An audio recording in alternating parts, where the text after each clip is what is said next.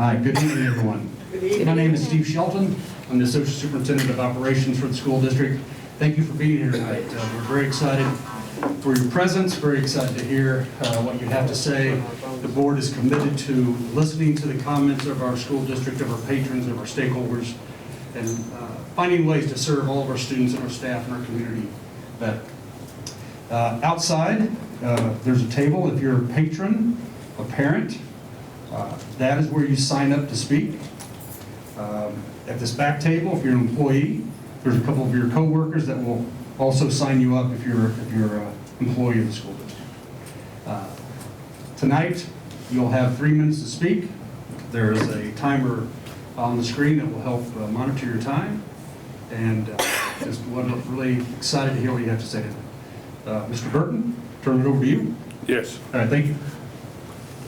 Good evening, everyone. Good evening. I'm Alonzo Burton. I'm president of the school board. I would like to take a minute to let each board member just state their name and introduce themselves. I'm Beth Plank. I'm Natalie Johnson-Berry. Donna Payton. Bobby Salisbury. I'm Rick Moore. Terry Landers. All right. On behalf of the Board of Education, I would like to welcome you all to our second of 2 public forums.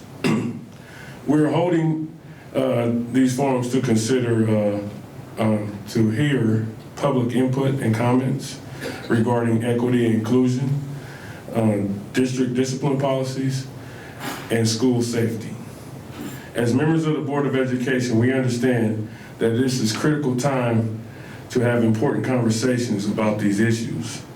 We believe creating this opportunity to listen to the perspectives and the ideas of our students, parents, employees, and patrons is important to fulfilling our roles as your elected representatives.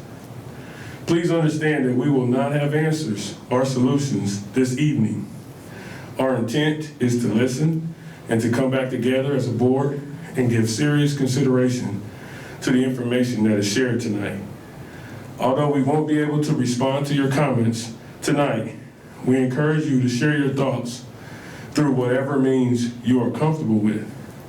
If you are a student, parent, employee, or resident of the district and would like to speak tonight, you may sign up just outside the door at one of our sign-up sheets. We have allotted 3 minutes for each speaker to share their thoughts in order to allow for a maximum number of participants. If you have thoughts to share but do not want to speak, or if you are not a student, parent, or employee, a resident of the district, you may share your thoughts in writing through our website at www.raytownschools.org. Under the Board of Education drop box, just click the link, contact the Board of Education, and submit your comments. Before we begin with our first speaker, please keep in mind that speakers will not be permitted to participate in gossip, make defamatory comments, or use abusive or vulgar language, or identify other students, parents, or employees by name. Because we are here to listen, please do not interrupt or make comments while speaker is at the podium so that we can ensure that we all hear their comments. And once again, thank you for being here and caring about our schools. We will start with our first speaker.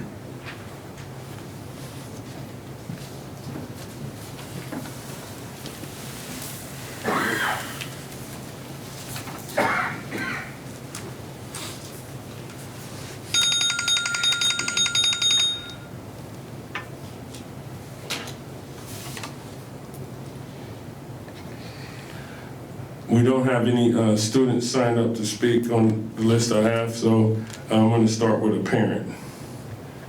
First, we're going to call Samara Johnson. Someone over here? Yes.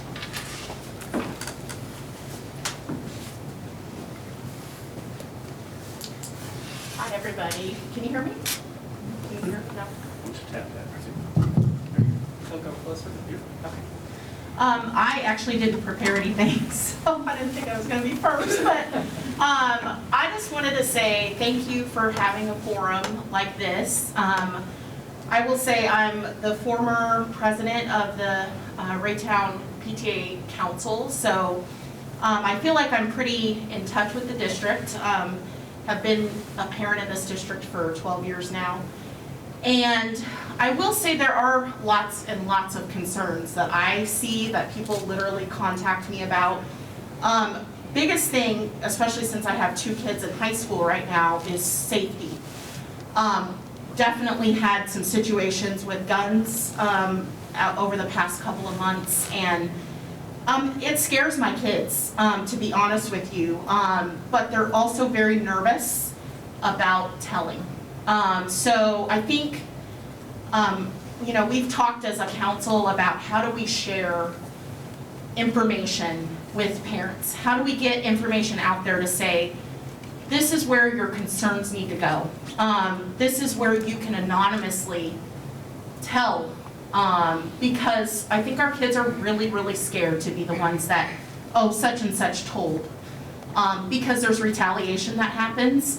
It's very real. And so my concern is just, how do we get this information out? Like I said, I'm pretty in touch, and sometimes even I struggle with resources, and how do we share that with the community? Not everybody reads email, not everybody calls the school. I see it a lot on Facebook, just to be honest with you guys, and I don't know what the answer is, and I know that's not what tonight's about, but just kind of wanted to share with you all that I think just figuring out how to communicate with the community a little bit better will help ease some fears at this point. And that's it. Thank you. Thank you. Thank you. Next, we have Jenny Perkins.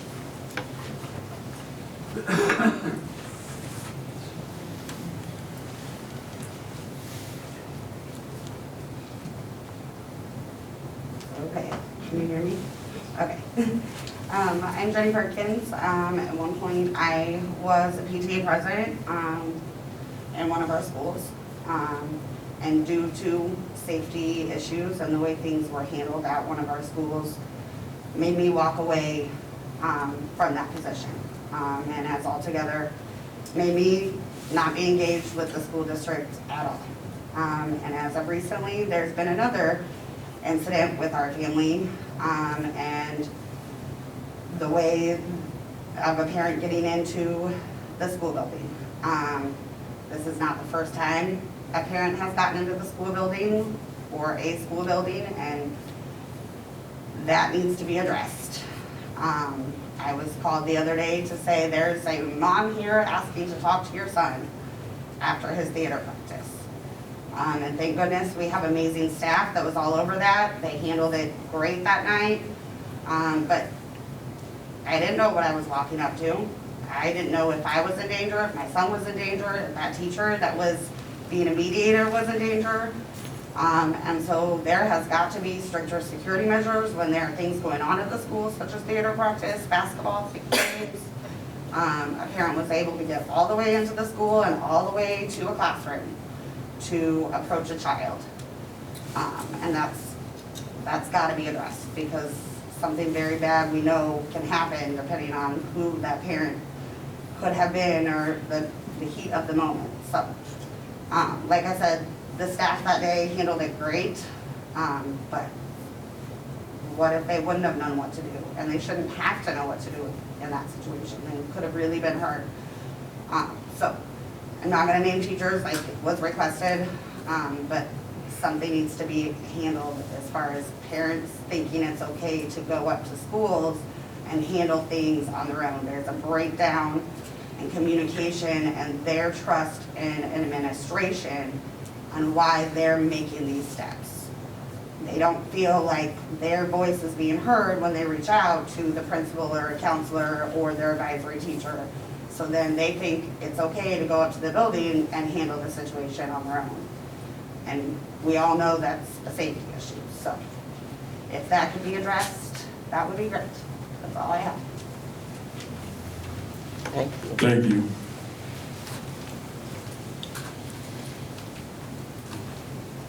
Next, we have Beth Falkenstein.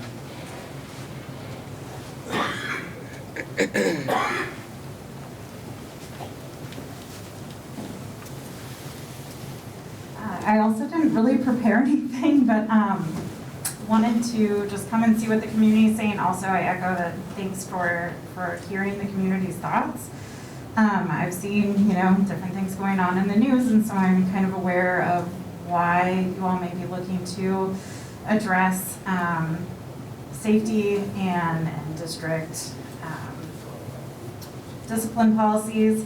But one of my biggest concerns was what direction we're going to go with that. I really want to make sure that the school board is taking into consideration the makeup of our community and how approaching this from a resource-based approach versus a stronger policing force approach, because the impact of getting children involved in the justice system at such an early age can have a profound impact on the trajectory of their lives. And I really want to make sure that I was glad that it was looked at least I saw in the email, the whole wanting to include equity and inclusion.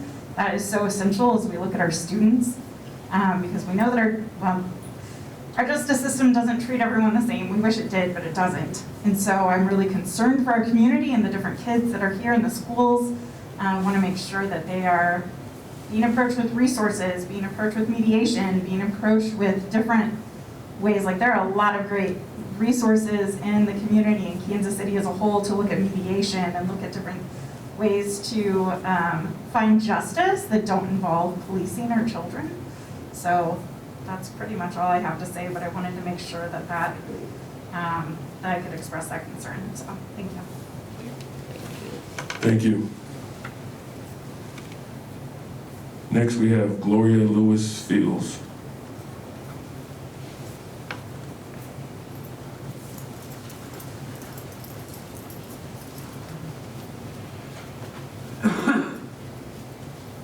I wanted to thank y'all for your service to our community.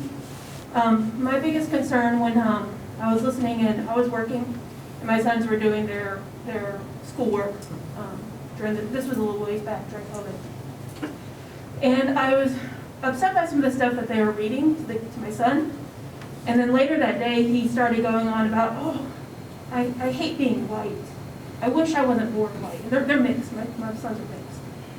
That breaks my mama's heart. I get it that different people have different difficulties. But I don't want my children, or anybody's children, to ever be told, you're not going to amount to anything because there's too many obstacles. Or you are a bad person just because of the color of your skin. That breaks any parent's heart, because I don't care what color you are, you can overcome those obstacles. As Dr. King was talking about, we judge people by the content of their character, not by the color of their skin. Every single one of you are honorable because of what y'all are doing here, serving our community. And that's what I want for all the children in our community. Thank you. Next, we have Ryan Hoffman.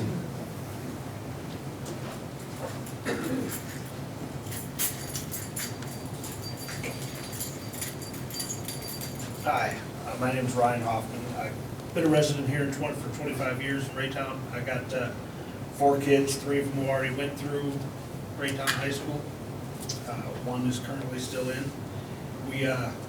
I've been attending some of the board meetings and looking at this restorative practices thing that's going on, and I'm just not sold on it by any means whatsoever.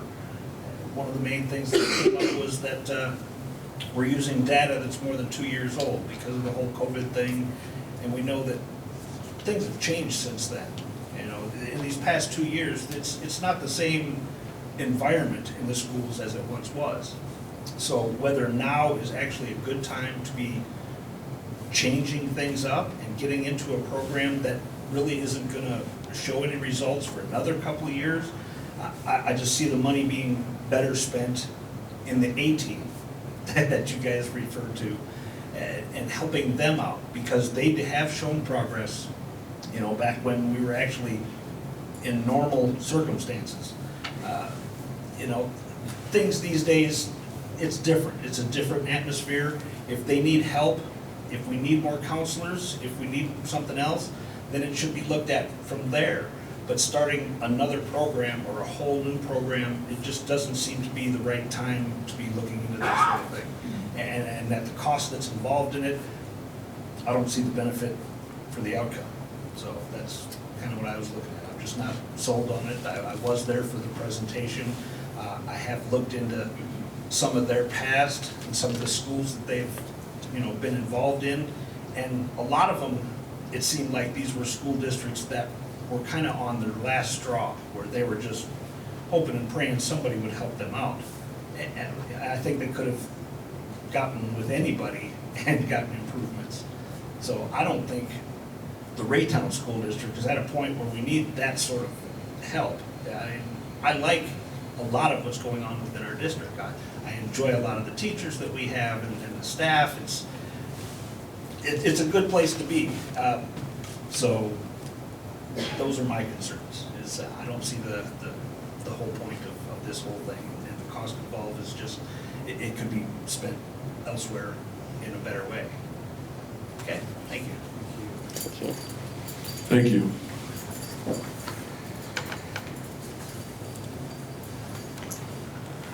Next, we have Matthias Steuven.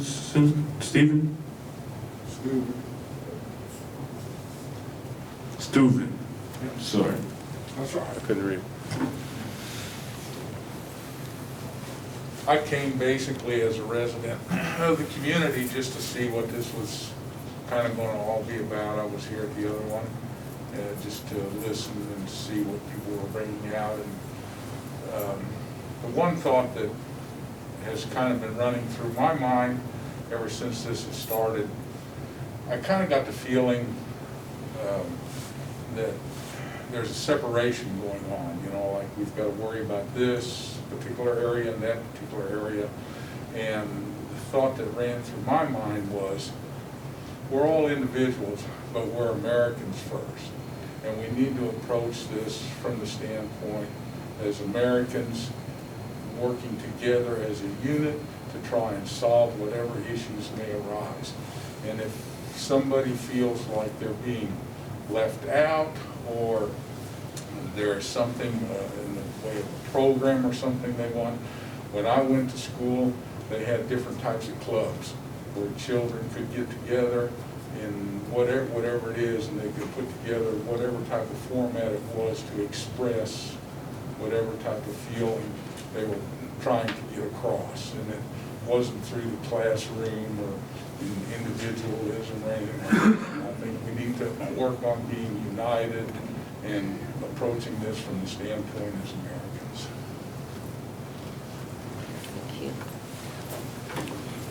Thank you. Next, we have Amy Hoffman.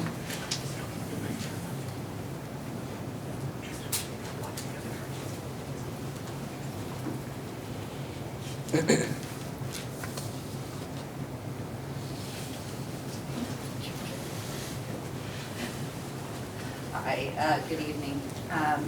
My name is Amy Hoffman. My husband just spoke. We've been in this district for 25 years and 3 children that have graduated, one that's getting ready to graduate. I'm sorry, can't hear? I'm sorry, my apologies. First, I'd like to briefly address the mask mandates, and at the last forum you were given some information about the issues with the masks. I have an additional 9 more pages of studies questioning the effectiveness and possible harming of the children, and I want the mask mandates to end. They need to be able to go to school. We need to give our children some normalcy back. And amongst all of the restorative practices proposal, I don't agree with that as well. I think the money should be spent or could be spent on some other things. That's pretty much what I have to say today. If you have any questions, please feel free to contact me. Thank you. Next, we have Keisha Dickerson.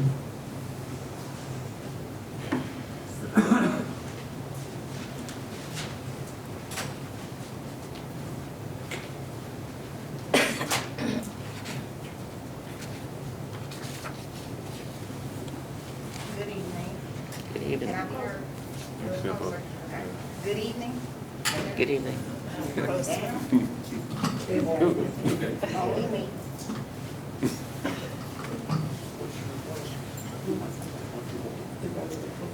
Okay. Can I be closer? Okay. All right, so good evening. I am a parent in Raytown School District. I have one that has graduated about 5 years ago. I have two currently in middle school, one headed into the high school. So I signed up to talk about school safety. When I read the email, it talked about current community climate, you know, as a discussion point. And I thought that was interesting, the word current, it popped out to me. Because for me, it's ongoing. So this community climate, I seen when my oldest, who has been out for 5 years, you know, he the same stuff when he was at the high school. So I honestly had hoped and prayed that there would be a change in administration by the time my middle child was going into that high school. No luck so far. Next, equity and inclusion, I heard people talking about as well. And like I said, I've been in this district for a while. We do have an issue with equity and inclusion. And it's not so much cultural or what it is, somewhat race included, but it's also based on the schools and the boundaries from what I was able to see. So I've seen certain provisions and things one school is getting and other schools aren't getting. Different schools are hitting. I don't know if that's just because you allow administration to, you know, decide how things will work within their buildings. But like, for example, the little laptop distributions, the one-to-one, certain elementaries, that wasn't allowed. And then I have actually been, I believe my son was purposely, it's gonna sound like a parent thing, but kept out of the code program for several years. Every year he was referred by his teachers into that program. And until the director was changed, he was overlooked. So, I do believe it was purposeful. Every single teacher he has, not me, is saying this person needs to be in code. And, well, actually both of them. So that's all. There are issues here, school safety and equity and inclusion. Thank you.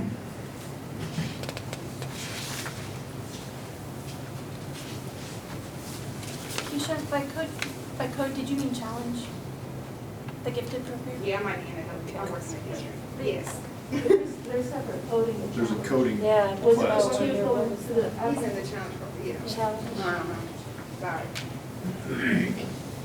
All right, next we have, I can't read this one, but Tom Barbato. Hey, you got to me already.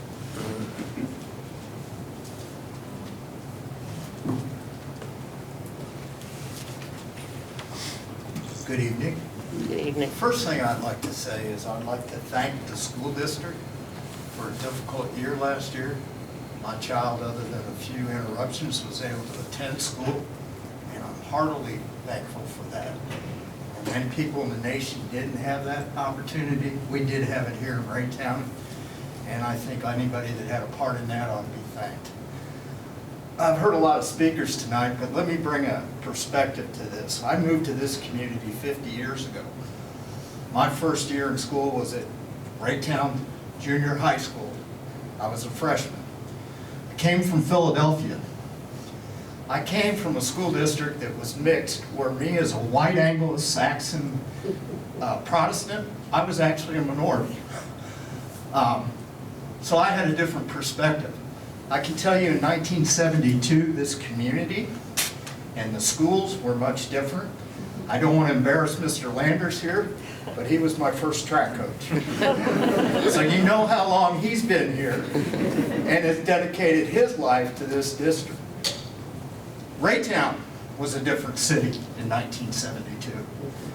A person of color would come down 350 highway, and if they stopped for anything other than gas, they probably were harassed. It's not a nice thing. I've had 2 stepdaughters go through the system and graduate in Raytown. I currently have a 7-year-old daughter at Blue Ridge. She loves school. Her heritage is mixed. I don't necessarily like the term mixed, but I'm white and her mother was black. She calls herself a brown girl. But she doesn't see color. I walk my daughter to school when I'm not working. I travel. And when I go into Blue Ridge Schools, where she goes to school, I realize that that school today is much different than that school would have been when I was in school. And it's a good thing. The kids do not see themselves by color. You know, any bad things that come to their minds would come from older people. Let's pray that if we as a community don't get to that point. You know, I only know what my religion teaches. Treat everyone as you would yourself and help your neighbors. The only 2 laws I got to go by. So I try to do that. I would never want my daughter to feel less or be denied anything because of her heritage. That's not what America's about. I realize it always hasn't been that way, but as a community, we will be the ones that will make that different.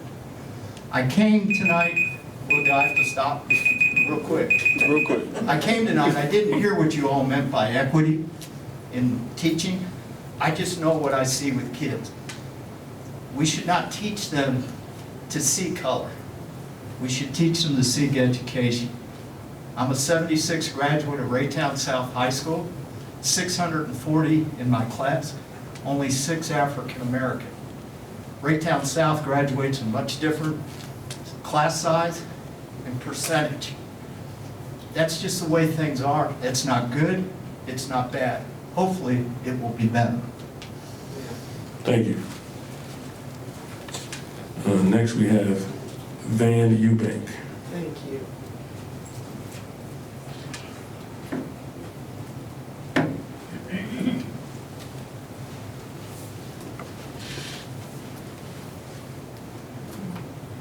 I knew looking at this thing I was going to be too short for it. I am here tonight as a healthcare worker, as a concerned citizen, and as an immunocompromised individual.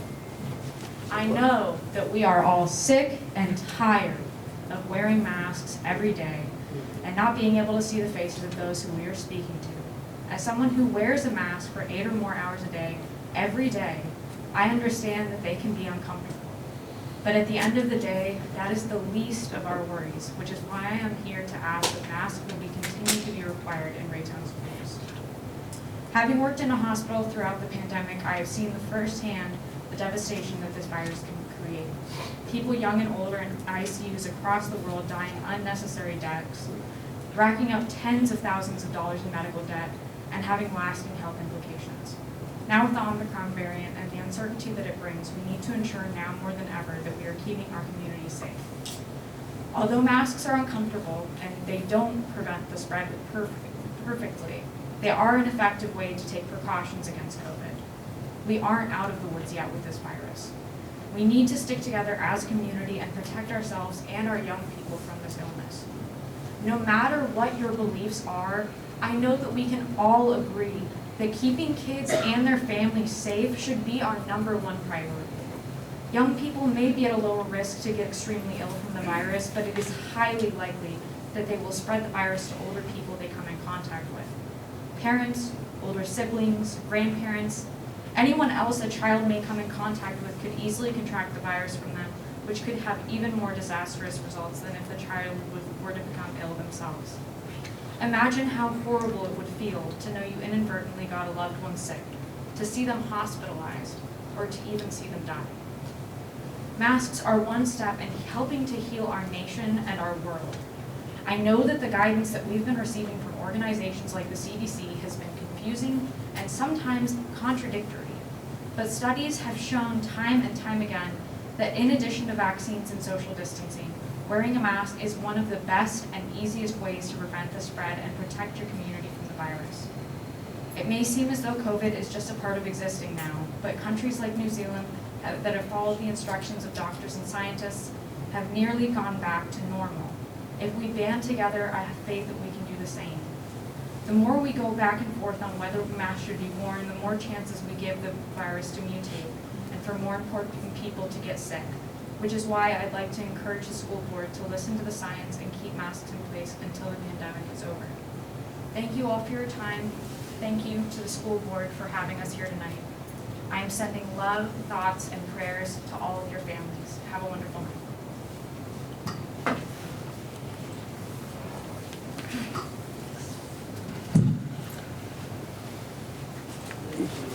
Thank you.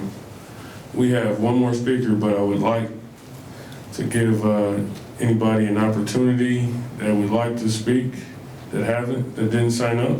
If you want to, you can go to the back table and sign up if you'd like to speak. And in the meantime, we'll have probably our last speaker, Ms. Martha Cockrell.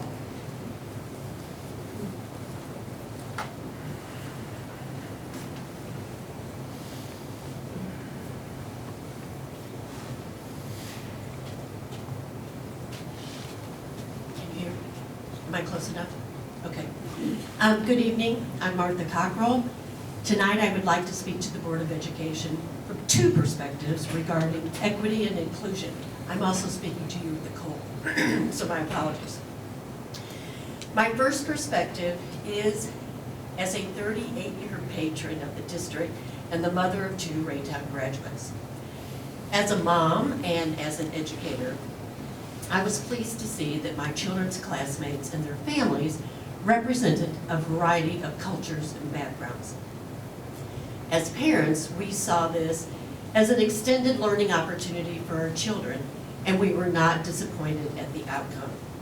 We now have two adult children who respect diversity in all manners of their lives. My second perspective is as the executive director for the Raytown Educational Foundation. Each year, seniors applying for our Raytown Community Pride Scholarship write an essay explaining why they are proud of the education they received from the school district. As a former English teacher, it's easy to pick out those recurring themes. And one of those themes is diversity of our community and our schools. I would like to share a few quotes from their essays over the years because I believe they represent the voices of our graduates.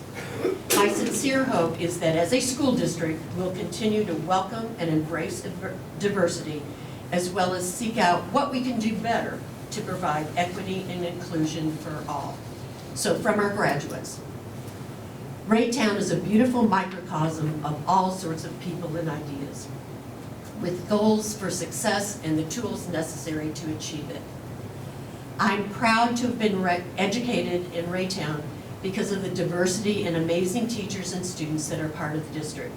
I've met people of different races, ethnicities, and financial situations all in school, and they have taught me more about life than any school could. Also, I've learned how to be caring from teachers and students in Raytown. Raytown High is one of the most diverse schools in the metro, and I think that's been a huge part in shaping me as a human being.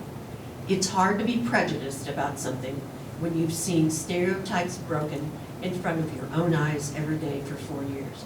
And I have two other quotes that are really long, and I'll run out of time, so if you want to hear them, meet me at the back.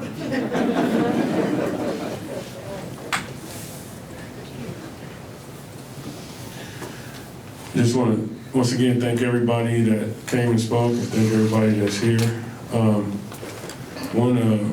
A student asked me if there was anything that the Board of Education would want them to know, what would that be?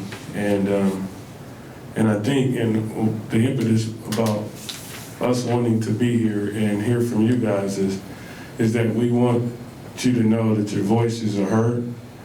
We want you to know that we care. All of us here, every last one of us. And the main thing that we want to do is build a consensus among ourselves in order to improve our schools, in order to continue growing and striving towards excellence. And so there's a lot of things that's changing around us. There's a lot of things that we have to consider that is not the same as it used to be. And so we know that change is a difficult thing, and we don't just want to change for change's sake, but we want to do what's best for everyone, and that's a hard thing to do. And so I think by us all coming together and realizing no matter what our title is, parent, teacher, student, board member, resident, whatever it is, we're all part of this community, and it's going to take all of us. It's going to take all of us to work together and reach those goals that we have as a people. And so, like I said, I want to thank you guys, and that concludes the list of speakers for the evening. I believe I got everyone. And our next, well, we won't have a next one, never mind. On behalf of the Board of Education, we thank you for having the courage to share your thoughts with us this evening. Your input is important as we continue this conversation in the coming weeks. Our hope is to work together on these issues to provide a safe, welcoming environment that allows all of our students to reach their full potential. Thank you.